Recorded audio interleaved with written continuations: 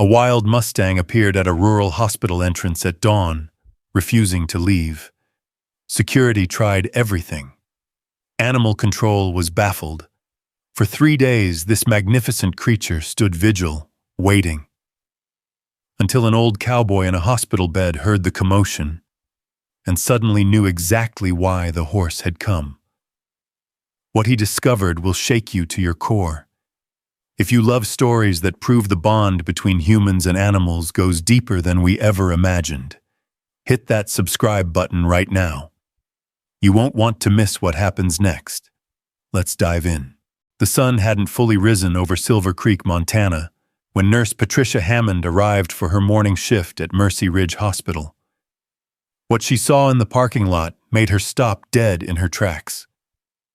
Standing perfectly still near the emergency entrance was a wild Mustang, a magnificent bay stallion with a black mane that caught the early morning breeze. Patricia had worked at this small rural hospital for 15 years. She'd seen bears wander near the property, dealt with rattlesnakes in the summer, and once even helped shoo away a confused elk. But never, in all her years, had she seen a wild horse approach the building, let alone stand at the entrance as if waiting for someone. She called security immediately. Tom Davidson, the head of hospital security, emerged with 2 other guards. They approached the Mustang carefully, expecting it to bolt at any moment. Wild horses were common in the Montana backcountry, but they were skittish creatures that avoided human contact. This one, however, didn't budge. It simply stood there, occasionally pawing at the ground, its dark eyes fixed on the hospital doors. Tom tried making loud noises. Nothing. They attempted to herd the horse away gently. It would take a few steps, then circle back to the same spot. The animal wasn't aggressive. In fact, it seemed almost calm, but it absolutely refused to leave the vicinity of that entrance. By mid-morning, word had spread throughout the small hospital. Doctors, nurses, and patients crowded near windows to catch a glimpse of the mysterious visitor. Someone called animal control. 2 officers arrived within the hour, equipped with tranquilizer equipment, just in case. But even they were puzzled by the horse's behavior. "I've been doing this job for 23 years, said Officer Mike Chen, scratching his head as he observed the Mustang. "I've never seen anything like this. This horse isn't sick, isn't injured, and isn't showing any signs of distress. It's just waiting." The hospital administration was growing concerned. They couldn't have a wild animal blocking the emergency entrance. What if an ambulance needed to get through? What if the horse suddenly became aggressive? But every attempt to relocate the animal failed.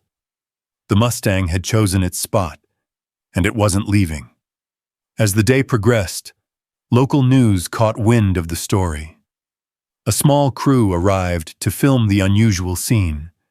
The Mustang remained unbothered by the cameras, the growing crowd, or the various attempts to understand its presence. It simply stood there, occasionally drinking from a bucket of water that a sympathetic nurse had placed nearby. Night fell, and still the horse remained.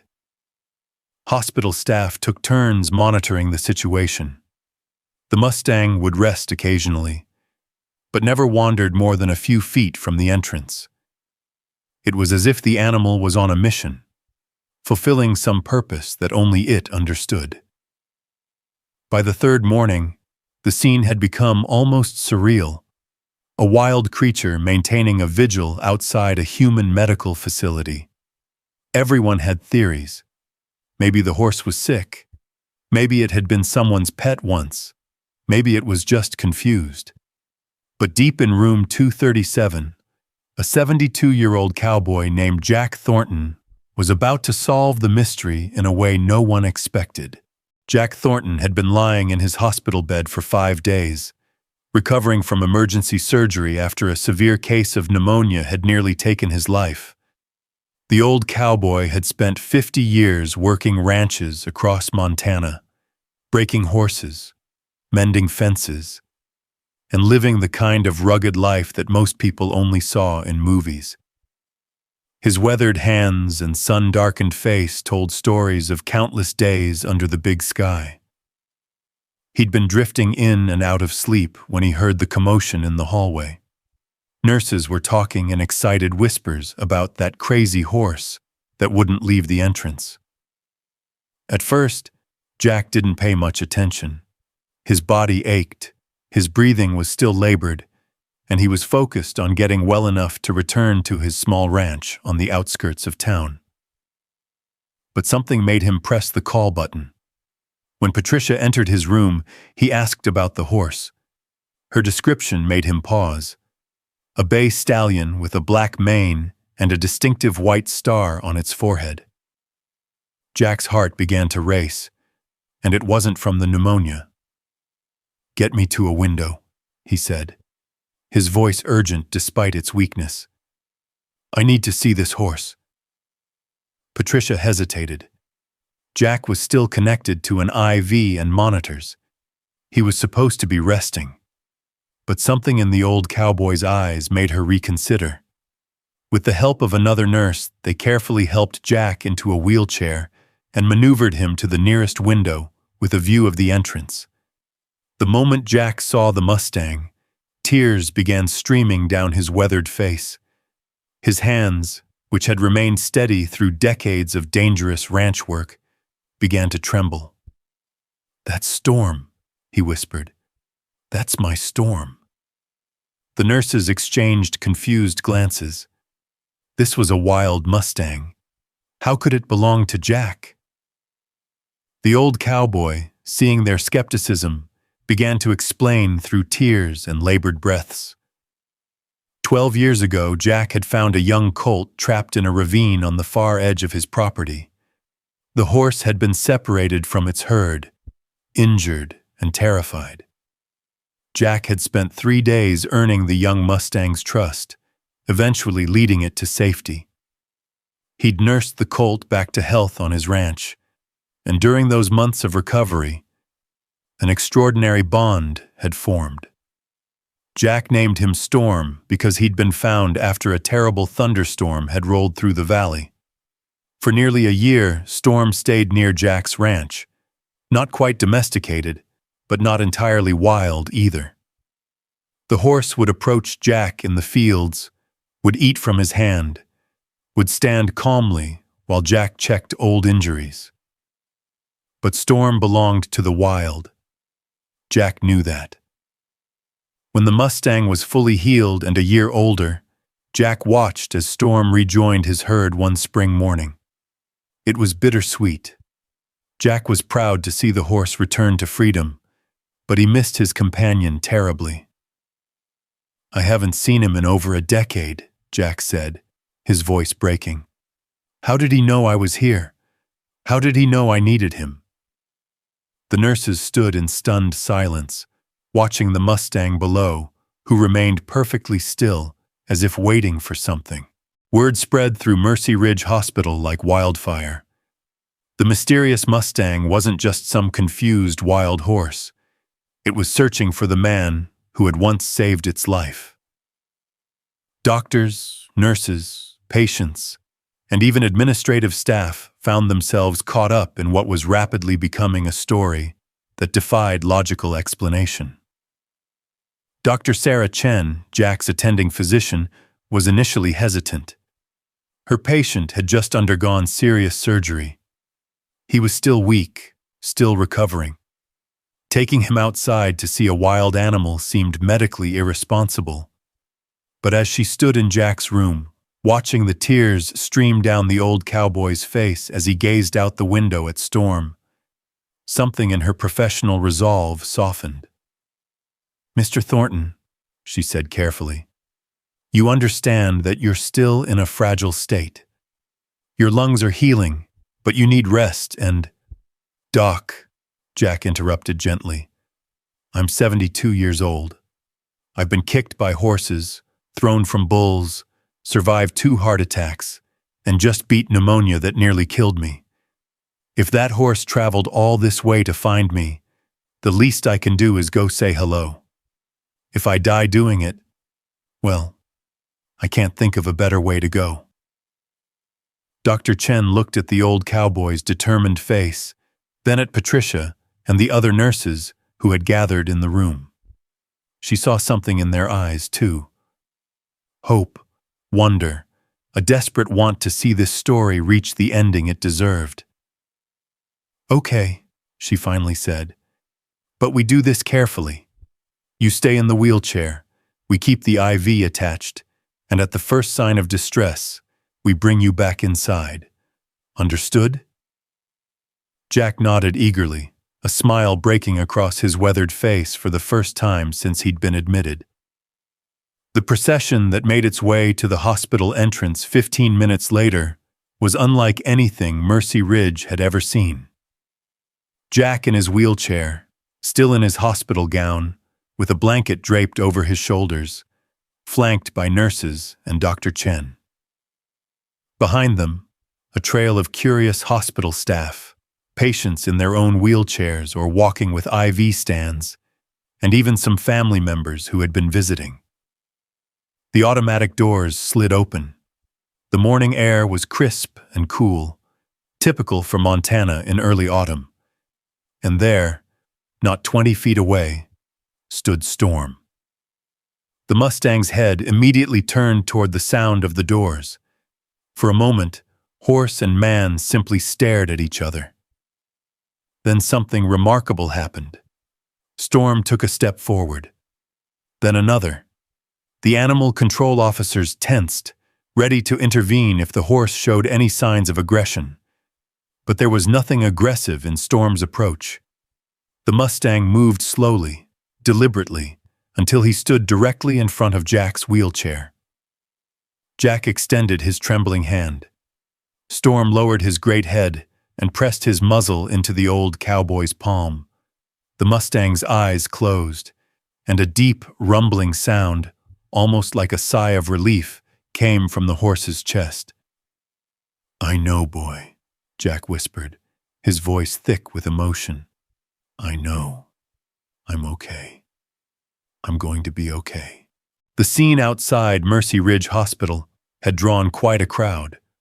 Local news crews captured footage that would soon go viral across the country. Ranchers, animal behaviorists, and curious townsfolk watched in awe as the wild Mustang remained calm in Jack's presence, occasionally nuzzling the old cowboy's hand or simply standing close, as if confirming that the human was indeed alive and recovering. Dr. Emily Rodriguez, a veterinarian who had rushed to the hospital after hearing about the situation, stood observing with tears in her eyes. She'd spent her entire career studying animal behavior, but what she was witnessing challenged everything she thought she knew. "This shouldn't be possible," she murmured to Dr. Chen. "Wild horses have incredible memories, yes, but the ability to track a specific human to a building they've never been to, in a town miles from where they last saw that person? And to maintain a vigil for 3 days? The intelligence and emotional depth required for that." She trailed off, shaking her head in wonder.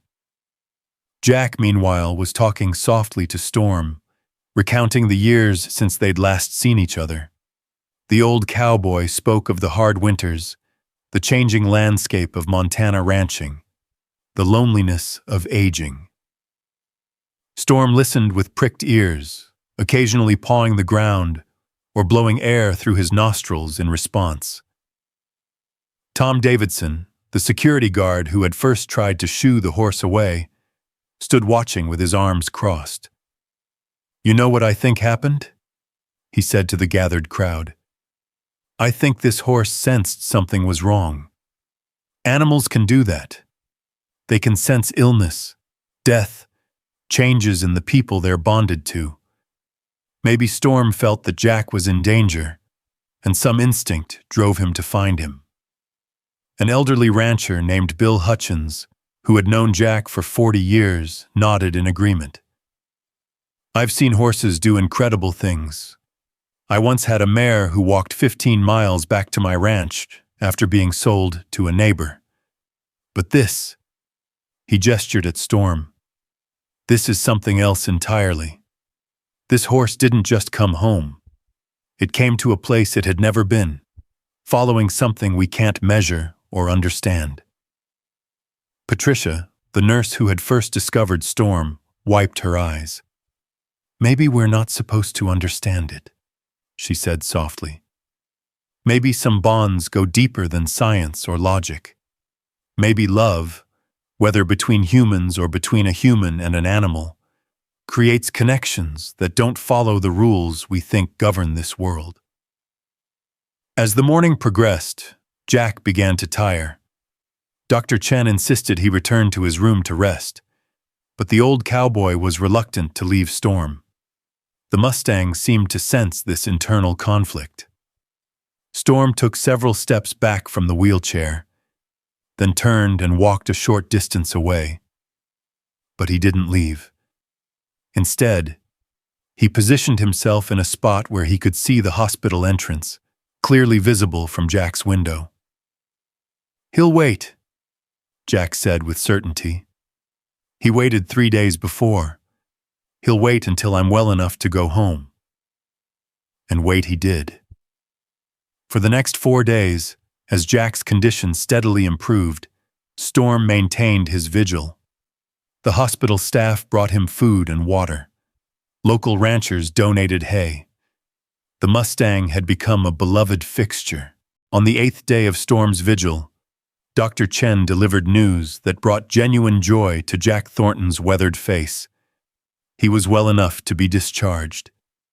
His pneumonia had cleared, his vital signs were stable, and while he'd need follow-up care and rest, he could continue his recovery at home.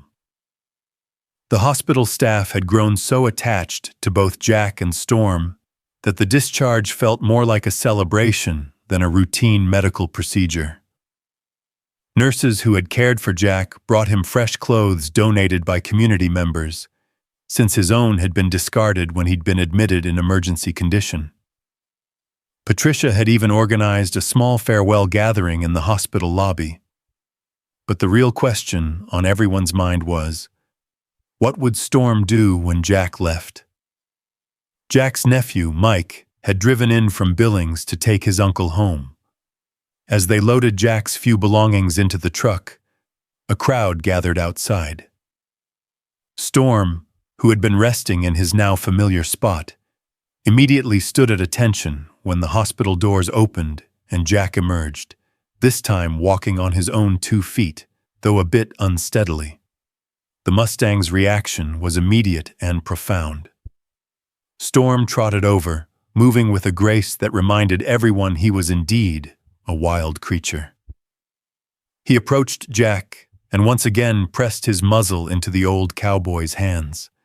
Jack stroked the horse's face, whispering words only Storm could hear. "Well, boy," Jack finally said loud enough for others to hear, "I guess this is where we part ways. You've got your herd to get back to, and I've got a ranch that's probably falling apart without me." But as Jack moved toward his nephew's truck, Storm followed. When Jack climbed into the passenger seat, Storm positioned himself near the vehicle.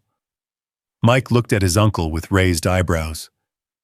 Uncle Jack? I think your friend wants to come with us." Jack laughed, a real, genuine laugh that his doctors were thrilled to hear. "Storm, you can't follow a truck. Go on now, get back to your wild life." Yet as Mike slowly pulled out of the hospital parking lot, Storm began to follow. Not running, not panicking, just maintaining a steady pace behind the vehicle. Mike stopped the truck.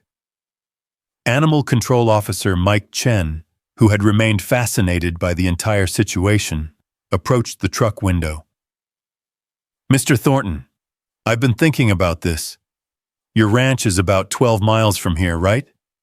On the edge of BLM land where the wild herds roam?" Jack nodded. "What if Storm's herd is somewhere in that territory, What if he's been ranging near your property all these years, and when something told him you were in trouble, he came to town to find you? Maybe he's not following you home. Maybe he's leading you back to the boundary between his world and yours. And that's exactly what happened. For 12 miles, Storm followed Mike's truck along the rural Montana highway. Cars pulled over to watch. People recorded videos on their phones. And when they finally reached Jack's ranch, Storm followed the truck right up to the property line. There, the magnificent Mustang stopped. He stood for a long moment, looking at Jack, who had climbed out of the truck. The old cowboy raised his hand in salute. "Thank you, Storm, for remembering, for caring, for finding me when I needed you most." Storm reared once, a beautiful, powerful display, then turned and galloped toward the distant hills, toward freedom, toward his herd. But everyone who witnessed it knew the bond between that cowboy and that wild Mustang would last forever, crossing whatever mysterious boundaries separate the worlds of humans and animals. Sometimes, love doesn't need to be explained. It just needs to be witnessed. If this story touched your heart, please share it with someone who loves animals as much as you do. And don't forget to subscribe for more incredible true stories that remind us why the bond between humans and animals is one of the most powerful forces in nature. See you in the next one.